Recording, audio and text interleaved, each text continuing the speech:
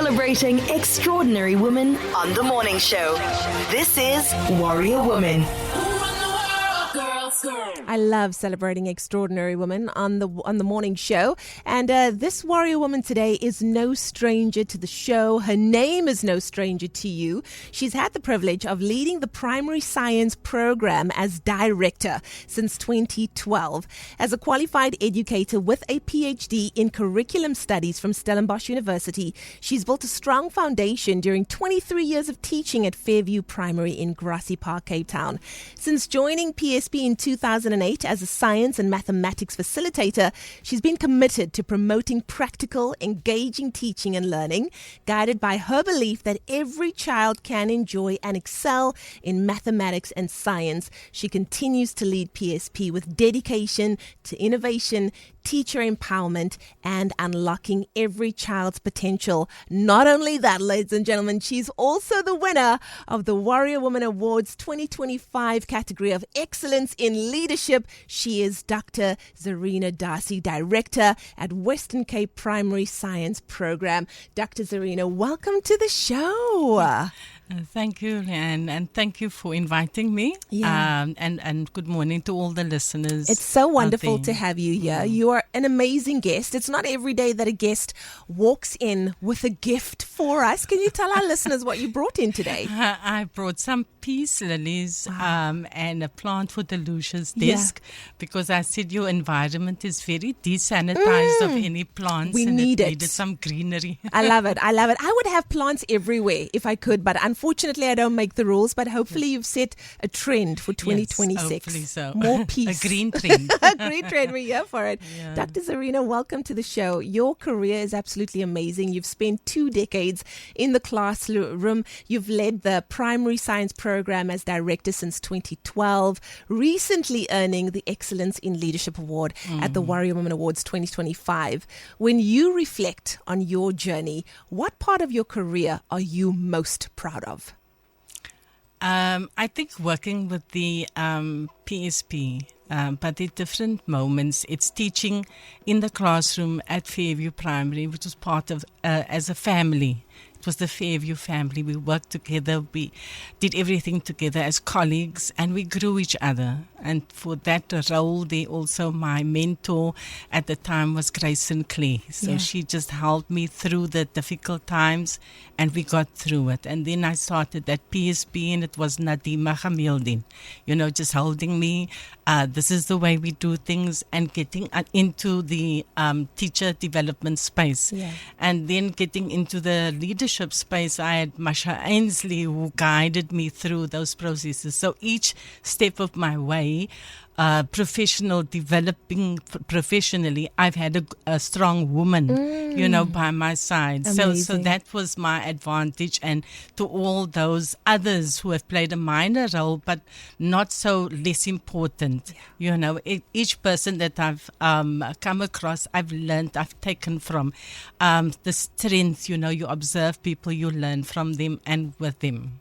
That is incredible. I love the fact that so many women were so instrumental in building you and, of course, the path that you are on today. That is so encouraging. I know that you've got a PhD in curriculum studies and a background that's rooted in real classroom experience. What continues to drive your passion for mathematics and science education, especially at primary school level?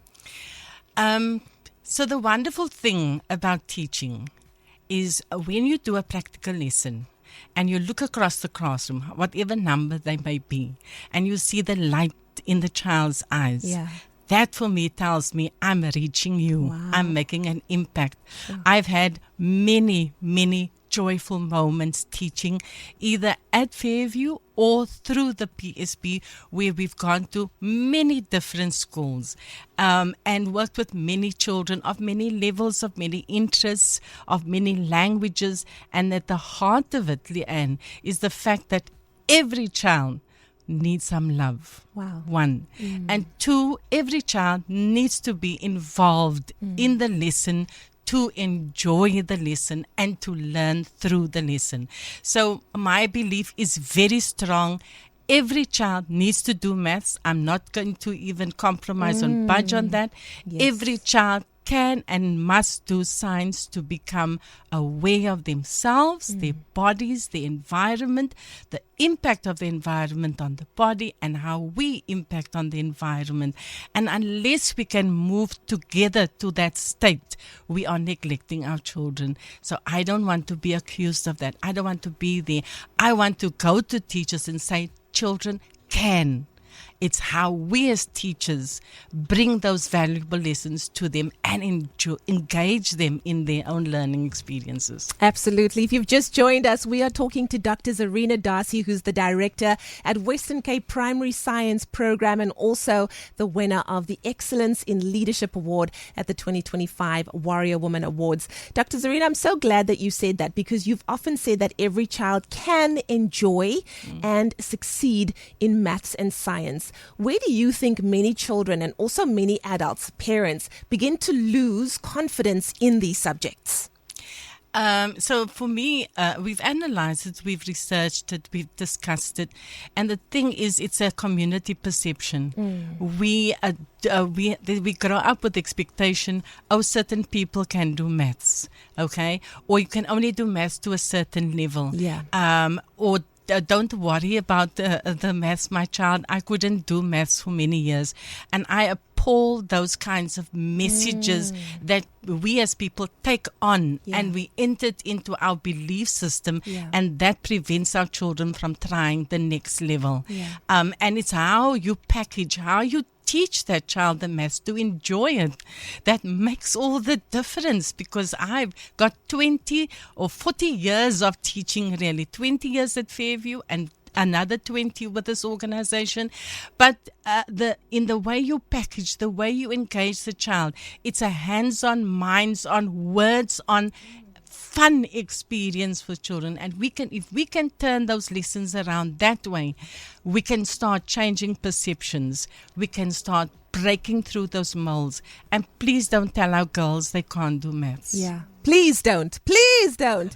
You know, the way that you speak about maths, Dr. Zorina, I've never heard someone speak about maths with so much passion. I can only imagine when a teacher is bringing mathematics to you in the way that you've just done for me, I'm going to be excited instead of thinking that maths is the bad guy. I don't want maths in my life.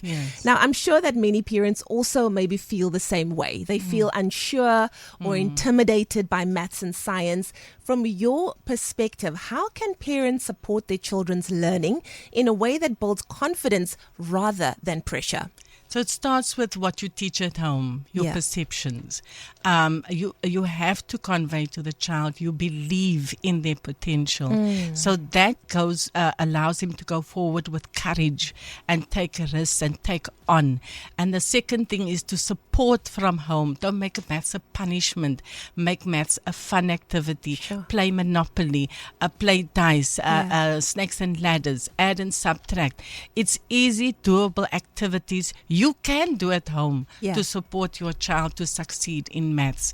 And then also I've engaged in our capsule project. We're engaging parents in simple activities they can do at home, and it's huge fun, because when we see parents' faces light up, that means they are going to take on these activities and do it at home with their children.